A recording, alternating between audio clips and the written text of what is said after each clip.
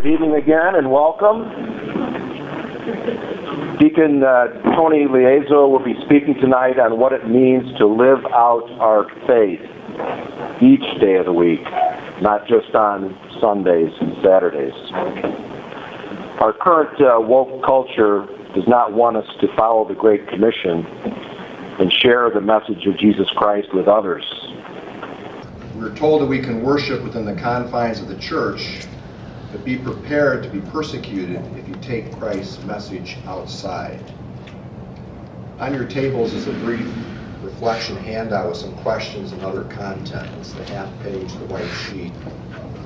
Immediately after his talk, each table will have about 20-25 minutes to discuss the questions as desired. Deacon Tony grew up initially in Cicero before moving around the U.S. He attended medical school in Philadelphia at the Philadelphia College of Osteopathic Medicine and served an internship, residency in family medicine and fellowship in sports medicine in Grand Blanc, Michigan. He also served in the U.S. Navy at Camp Pendleton with the Marines before returning to Illinois. Tony is currently working as a family and sports medicine physician in Geneva with Northwestern Medicine. He completed diaconal formation in the Diocese of Joliet in 2020 and has been assigned to Our Lady of Mercy Parish in Aurora. Finally, Tony is the medical director for Waterleaf Women's Center in Aurora. Let us give a warm welcome to Deacon Tony Leazzo.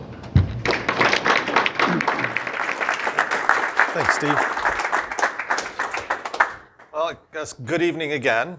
For those of you that were at Mass, which I think was pretty much everybody here, thank you for coming. Thank you for listening to me. And hopefully I won't put too many of you asleep tonight with, lost one already, with my talk. So, living out our faith can be very difficult. But I think before we talk about living out our faith, let's think a little bit about what faith even means and how your faith was even formed. We can't live something out if we're not even really understanding it ourselves. And a lot of times our faith deals with our calling. And my calling actually started back when I was in high school. And I remember it like it was yesterday. One of my friends was an older priest. It was kind of a second career for him. He had a family, children, and then when his wife passed away, he went on and became a priest in his 60s. So people used to always laugh because I'd go in for confession and everybody standing in line, all they would hear was people laughing in the confessional. And even my dad and my mom were like, "What are you talking about in there? How can you be laughing? This isn't a funny thing." And faith doesn't always have to be doom and gloom, fire and brimstone. A lot of times if you can, see your confessor face to face, I know it's kind of scary, but especially when you have a personal relationship outside that confessional with the person, your faith takes on a whole new meaning and a whole new perspective. And you don't have to be afraid of what's going on, that you're going to make a mistake, that God's going to come down and spite you right then and there for your faults, because a lot of times we learn more from our faults and our errors than we do from our successes. And at that time, I remember telling him, "You know what, Father, I know I really want to have a family. I want to have children. I want to have a wife.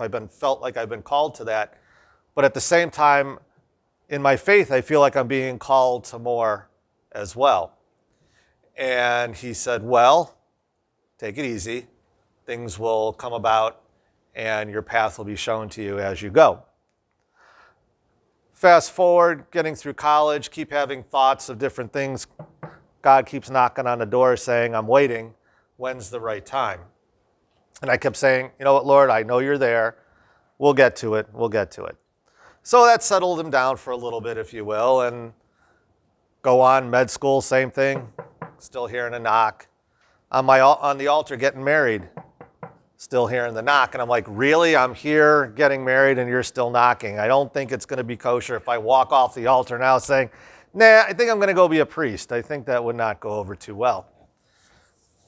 Get married, have children, and then on my weekend with Christ Renews His Parish, the CHIRP program, my wife surprises me with a letter that says, I know you've always wanted to be a deacon. I think now's the time for you to do it. So you never really know when that call is coming and when that knock really means something. But at that moment, the little crack that I had in that door, Jesus kicked it in. And he came rushing in. And for the life of me, I can't push him back out. Nor should we. 2.5 years later, I'm up here, present, some of my brother deacons, giving you a talk on what faith means and how do we live that faith out. Well, it's easy when we're wearing a little white collar, right? You know, outward symbol, everybody's like, oh, we know what he is and how he's doing things. But those are the easy times. Sundays, it's very easy to live out your faith. We're up on the altar, everybody's seeing us. We're talking with people after Mass. We're involved in programs at church. Those are the easy times. The difficult times are the times that nobody knows who you are. Nobody knows what you stand for. Because it's at that moment that you have to dig deep and bring that out. And it is scary. Because what's the one thing that none of us want in our lives is rejection, right?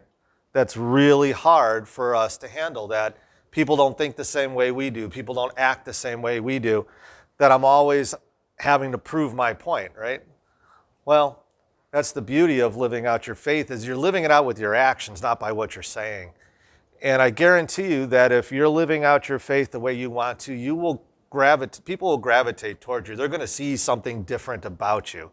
Whether it's the flame that I talked about earlier, or if it's just that you're warm, you're welcoming, people know that there is something behind you, that you're a Christian, that you're a Catholic, that something is drawing people to you. Let that happen. You don't have to go out and try and recruit, if you will. All right, I know we're fishers of men, but how do people fish? Okay, whether it's now or whether it was, 2,000 years ago, they toss the nets in and they wait for the fish to come. Okay, not a lot of times were they out there underwater looking, going, okay, I grab you, I grab you. So, just relax and let it happen. So where do we try and do this? Is there any one specific spot? I know a big part of why I'm here tonight, and I'm sorry, I meant to say, if you have any questions, go ahead and raise your hands and interrupt me. I have no problems with that. I don't want questions to be forgotten till later. There's a lot of times that I've tried to incorporate, and I still do try to incorporate my faith into my medical practice. When I became a deacon, I thought, this is going to be simple, right? Really easy to talk to people. I'm talking to people all day. I'm talking to them when they're down, when they're low, when they're not feeling well, when they're vulnerable. So this would be a great time to introduce something otherworldly, if you will, because a lot of people think that we're otherworldly when we do this type of thing. And it'll be a great time to help fill that void on what a lot of my patients are saying, I'm missing. I can't put my finger on it. I don't know why. I'm not overly depressed, but I just don't feel well. And they keep trying to fill that void in with material things. I got to have a new car. I've got to have this type of clothing. Well, you know what? I got nothing else to do, so I'm going to go home. I'm going to have a drink tonight. Little things like that they're just trying to fill that void that they can't figure out what they're missing. Well, we all know what they're missing, right? And first couple of times I tried doing this was well before I was a deacon. And ended horribly. Absolutely horribly. And it took a long time for me to dip a toe back in there. I had one patient particularly down and he couldn't figure out what was the matter. His family life was falling apart. And I said, hey, do you go to church? Well, you would have thought that I offered this guy poison for a medication because he just erupted.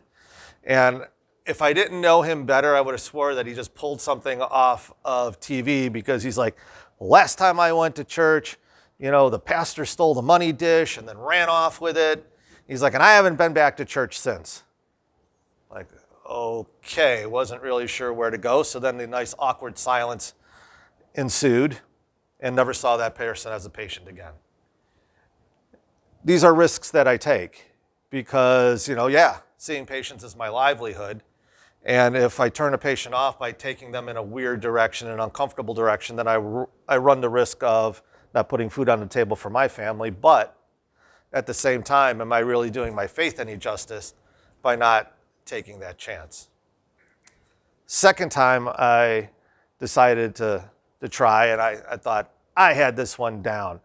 Real faith-filled woman, knew she was a Catholic, was going through a hard time, husband had just died, daughters were a little bit estranged, and I said, nah, this has got to be a home run.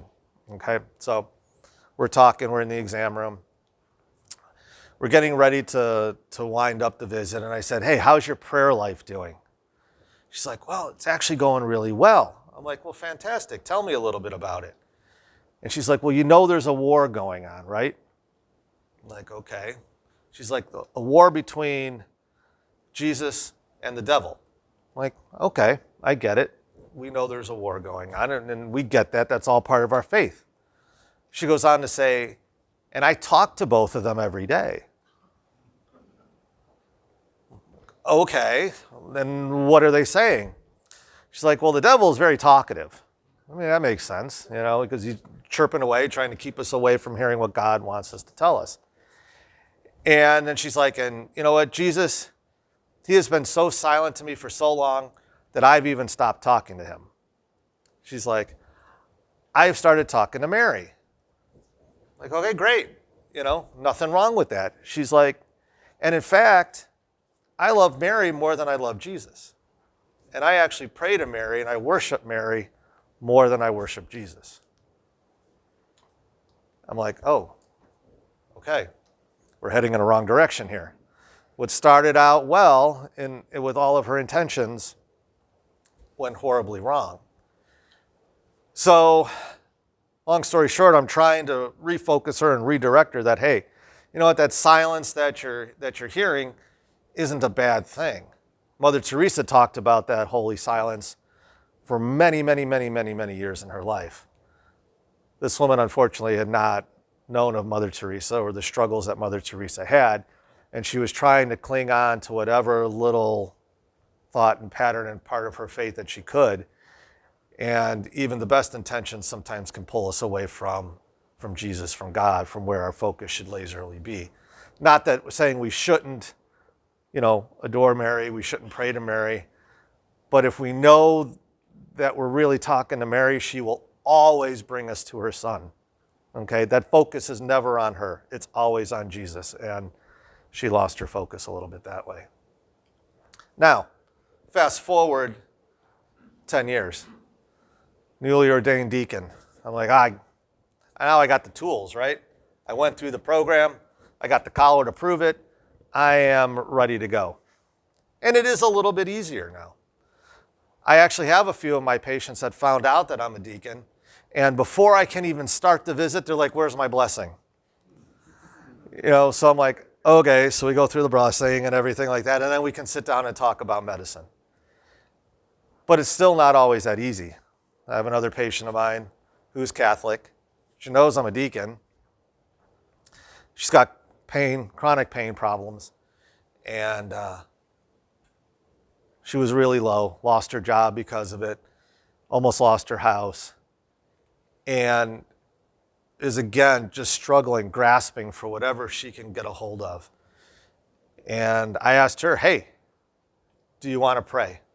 Can I give you a blessing if you don't want to pray? She's like, nah, I'm good. I don't need any of that stuff. Like, well, I think maybe you do.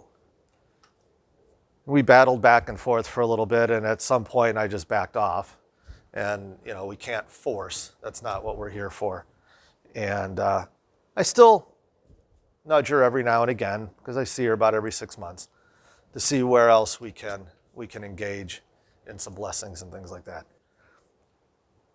But again, I was kind of taking the easy path a little bit because I was singling out the Catholics, right? We all have something in common. It should be easy for us. But it's not always easy for us. And we shouldn't be afraid to talk to other people of other faiths. And in fact, I have a very dear patient of mine. And we started talking, and she does a lot of pilgrimages to places, or not pilgrimages, but mission work, okay, evangelical. And she used to go to Africa quite frequently.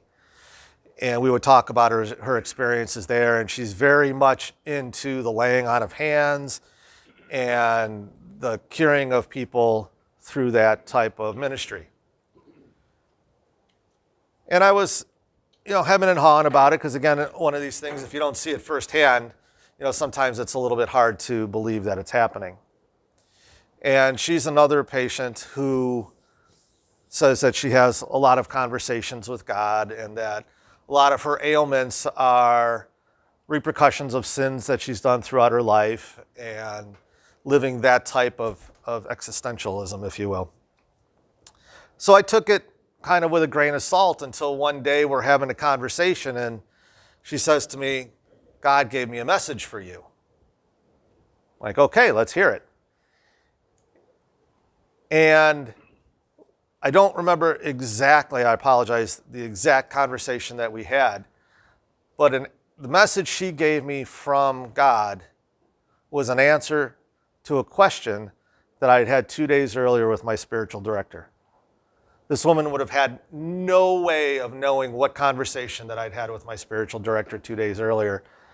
There was nothing in my body language, nothing in what we had talked about that could have given away what I was searching for with an answer for that question. And it blew me away. As Christians, we have to be open to each other. And if we're not open to each other, we're going to miss these opportunities to have real meaningful conversations with each other. If we're afraid to step out of our comfort zones and have conversations, we're going to miss not only opportunities to share our faith, but to allow other people to share their faith with us. Because we can never stop growing in our faith. It should be an impossibility, and it should be something that we never want to do. We should never feel like we've maxed out, we've reached that comfort zone, that this is all that there is. I can't learn anything more. I can't share anymore with anybody. I'm tired. I'm defeated. Or in the end, we're really doing ourselves an injustice as well. I often think of Mother Teresa. I know I mentioned her earlier. This was an amazing woman. I mean, not surprised at all that she's a saint. The conversations and the prayer life that she had was simply amazing. And the fact that she could endure during her silent period. Okay, and if you have a chance, read her book and all that about it. Is there was about a 5 to 10 year period where she said she didn't hear God's voice at all. And it was really disheartening for her, because she's looking for this encouragement. She's looking for where she's going. Where do you want me to go, Lord? Who else am I supposed to talk to? Who else am I supposed to heal? Who else am I supposed to care for? I've got all of these women that are following me, these nuns that look up to me as their mother superior, and I can't hear you. And the only way that I can think about it and rationalize is another thing I talked to my spiritual director about. If you don't have a spiritual director, get one. They are amazing. Is that she didn't need to hear the voice of God at that point. God was always there when she needed him, but he also needed her to fall and learn from her failings. He needed her to grow outside of, I don't want this to sound blasphemous, but outside of the sheer resilience and the reliance on her, because he was always there no matter what, but he needed her to grow in a way that only she could if she felt isolated. And I know it sounds backwards, okay, because we're always taught, don't worry, God's always here. But sometimes in that isolation is where we can find that piece of ourselves, that piece of our faith that we may have taken for granted that is missing. So where do we go? How do we get out of these comfort zones? How do we interact? How do we engage other people? And I think the biggest thing is to listen, okay? Many times when we are out and we're talking with people and we're trying to get our points across and whatnot, we forget to listen. And my son Michael followed me around the office for a day because he at one point's like, oh, I want to be a doctor. Like, fantastic, come and follow me around the office, see if you like it, and then you can determine whether you want to be a doctor or not. Because I really don't want you going through 4 years of medical school and then get there and be like, this isn't really what I wanted to do. So at the end of the day, I'm like, so did you like it? He's like, it was really kind of boring. I'm like, okay, what do you mean it was kind of boring? I'm like, I thought I had a pretty good day. He's like, all you did was sit there and listen to people talk all day. Well, what's wrong with that? In med school, we're taught your patient will tell you what's wrong with them, and they will make that diagnosis for you if you just listen. Well, it's really no different than what we do as Christians. If we can't listen, we are going to 100% every single time miss the point. Because we're then just going to transfer what's in our minds and what's in our hearts onto somebody else and miss what they need to tell us, where they need to express what they're missing, what they're struggling with, where their fire might not be as bright as ours. And like I said, we're going to attract these people. You're going to attract these people. Just simply putting yourself out there and being who you are, you're going to attract people. But you got to be able to listen to them. They're going to tell you what they need. They're going to tell you where that conversation needs to go. They're going to tell you what part of you need to share with them. And then not only are they going to benefit, but you're going to benefit because there might be parts of you that come out in those conversations that you didn't even know existed. And then you take yourself from here to here to here to here. And you just keep, not to steal cliches, but then you really become the best versions of yourself. Because that's really all God's asking us for, right? He's not asking us to be something we're not. He's never going to put a task or a challenge in front of us that he knows that we can't ever accomplish. We may not accomplish it in the time frame that we're looking for, but he's never going to give us a challenge that we can't fulfill, but we got to put ourselves out there to do it. And sometimes finding these parts of our personalities, our faith, who we are, is what comes out when we listen, when we really open up and we really share. One of the ways that Steve and I do that is through Waterleaf, through the Women's Center, which is under siege right now, if you will. Some of these new laws that Pritzker's putting into effect threaten even the existence of Waterleaf and other crisis centers like this. Every person that is in that facility is putting a piece of themselves out there. As the board members, we put ourselves out there all the time, trying to think up new ways to help these women that are on the brink or are in true crisis. When I interviewed our new nurse manager, one of the things I said to her in our interview is I said, this is going to be the most unique place you'll probably ever work. Because every other place that you've worked, they always tell you what? Don't talk about politics, don't talk about religion, and for God's sakes, don't ever talk about abortion, right? Well, what are the three things two out of the three things we talk about? Abortion, and we absolutely mix our religion in with what we do for a living. So I said, if you can handle living and working in an environment like that, you've got all of the credentials and everything we need from a business perspective. But can you give that portion of yourself to your job, to the women that we serve, to your fellow employees who are going to give that back to you? I mean, where else on a Wednesday afternoon in the middle of the day do you stop work and go to Mass and then go back and finish your day? It's an amazing place, and that's why Satan hates it, and that's why he's working so hard to destroy it. But if it wasn't for the faith of the people that are working there, the place would not exist. It would not serve the women that we do. I mean, we had, 1,500 ultrasounds of babies from last year, you know, and I would say we saved about 50% maybe of those babies. I forget the exact numbers. Yeah, they're always, yeah, but they really are doing amazing work, and that's just another example of ways that people share their faith in extraordinary circumstances. So in closing, because we're taping this, I got to say this is not anything that Northwestern views. This is all 100% Deacon Tony's views. But thank you so much for having me tonight. I don't see anybody drooling, so I think everybody stayed awake. But if anybody's got any questions for me. Deacon Tony, thank you very much for your talk tonight.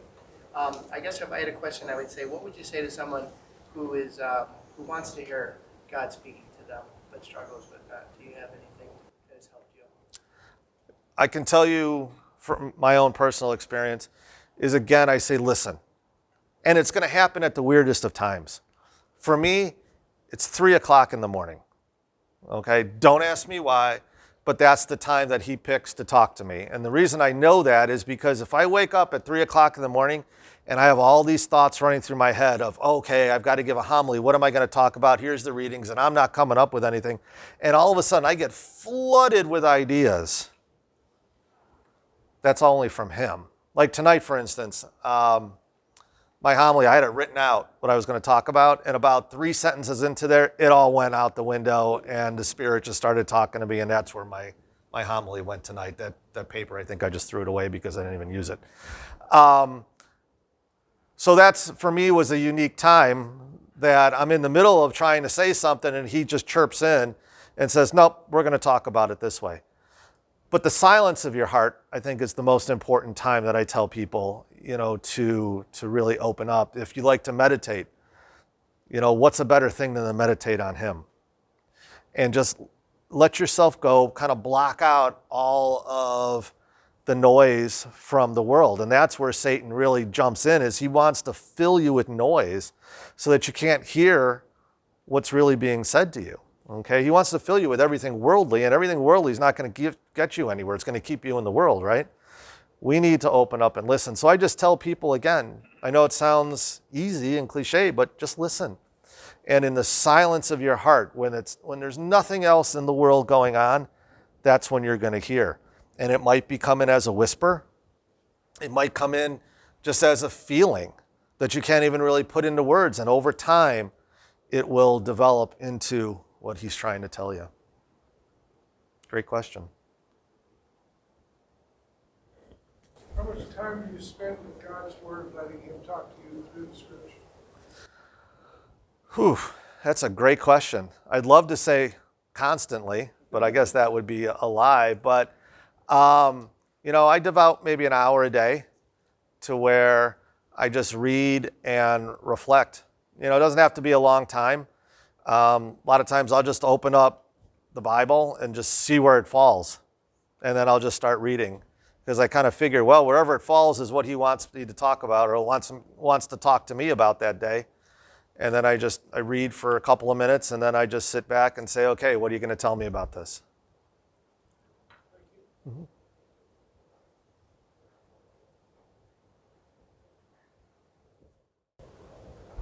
When you first started working at the Women's Center, I guess, what inspired you to take on such a daunting task, such as fighting that battle? Beautiful question. What very first started was my spiritual director again. I guess I can't plug her enough. But she still is a longtime donator to Waterleaf and knows the founder of Waterleaf pretty well. And, am I getting off camera? And she invited me to the Evening of Hope. And it was actually back when, I think it was in 19 when we were doing it via, there was some people there and then some people doing it on Zoom. And my wife and I went, and we were amazed and we fell in love with the program. And after that, I called up my spiritual director and I said, hey, you know, I don't know much about this, but do you think Waterleaf has any need for a doctor who also happens to be a deacon? I kind of float in both realms here. And at the time, Waterleaf already had a medical director. And so kind of put it on the back burner for about a year. And then out of the blue, I get a phone call that says, hey, are you still interested? And I said, yeah, absolutely, I'm still interested. And, 2 months later, if even 2 months, I was in the role. So fell in love with it through the Evening of Hope, a wonderful organization. Beautiful stories from the women and the children that they've served and saved. And again, I just had this feeling that I knew this was something I wanted to be involved with.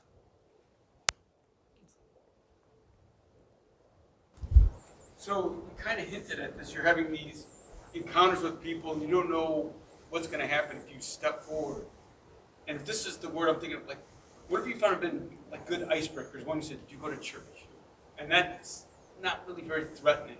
Because you don't want to knock people away from you. Right. You want it to sound welcoming. Anyway, icebreakers, good opening lines. Yeah, that's a great question. I don't know that I have any great opening lines. I just kind of feel for how the conversation's going.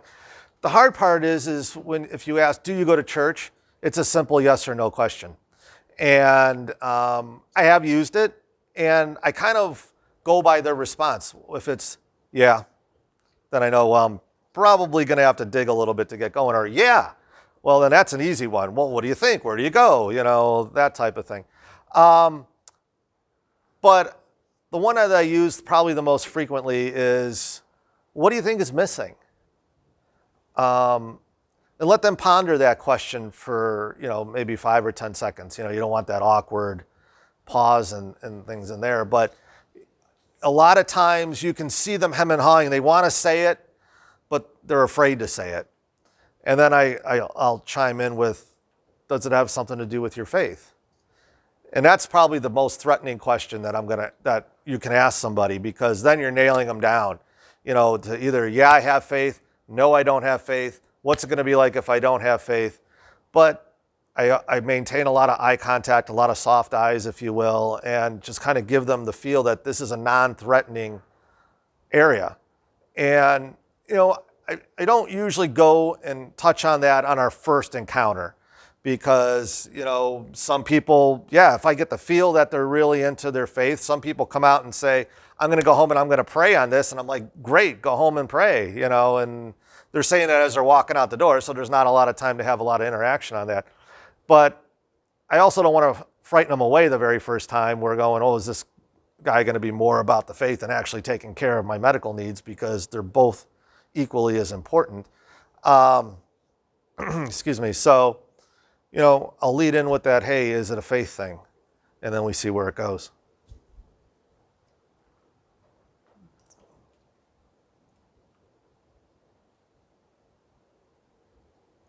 If I look vaguely familiar. I see you every Sunday. I lived in Naperville for 50 years.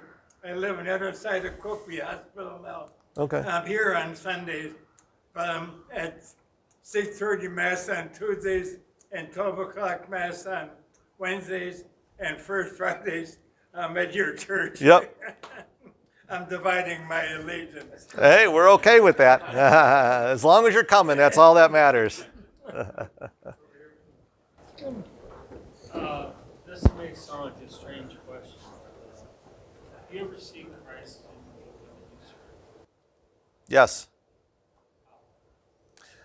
I think the easiest way I see it is in the pregnant women, because I kind of look at pregnancy as probably the closest we can get to the Trinity on earth. You have a man and a woman that come together to make a child. You have God the Father, and through the love of Christ the Son is the Holy Spirit. So whenever I see that, it particularly gleams on me that I see Christ in that person. But don't forget, when we look at somebody and say, oh, we were made in God's image. Well, God made us man and woman, right? And we got to remember that part of us that we're seeing in each other of God is our soul. So when you're looking into those person's eyes and you're making that contact, doesn't matter if it's man or woman. I'm seeing, or I'm trying to see that soul which is God manifest in every one of us.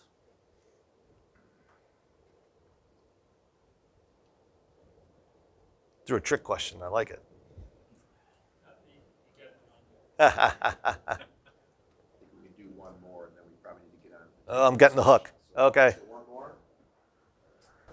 Have you ever gone on pilgrimage or done any missionary work? That's the one thing I have not done yet. It's on the bucket list, and my wife and I both want to do it, but my youngest son is still in high school, and during the summer, he doesn't want to take the time away from the friends, if you will, to go and do something like that, and we don't want to leave him home during the school year. My older son, he's a junior in college, so he's on his own anyway, for the most part. But it's definitely on the bucket list, both to do pilgrimage, mission work, medical missions. It's definitely on my bucket list. Thank you, Tony. Thank you, guys. About 20, 25 minutes for table discussion. The questions are in front of you on the white sheets, so go at it, and we'll bring you back soon.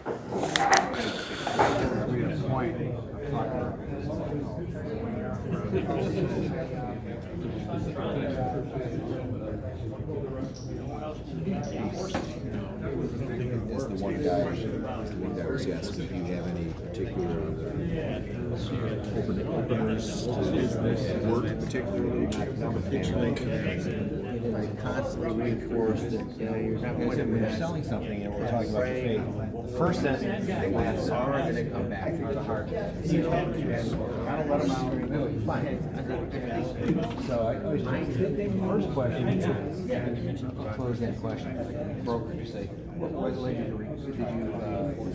Did you get the information that we sent? I don't care what the answer is. They'll either say yes or no. They'll generally lie because they're the thing is to get you off the phone as fast as they can. So they'll say no. Well, mail is later. What led you to request it? Now they got to answer it. And then it opens up a conversation. Then you're in the place. Children, retirement, and then you get to the end, you want to so the closing question is what you raised started cover expenses,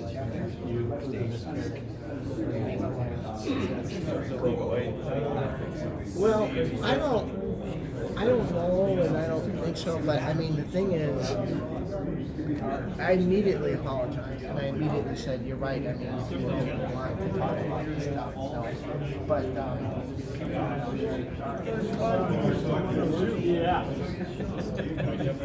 When I was 35 years old, I was finishing my 7th year in night school at Marquette University. I graduated at 36. So we will just, I think, end with a closing prayer, all of us. So in the name of the Father, the Son, and the Holy Spirit, amen. Hail Mary, full of grace, the Lord is with thee. Blessed art thou among women, and blessed is the fruit of thy womb, Jesus. Holy Mary, Mother of God, pray for us sinners, now and at the hour of our death. Amen.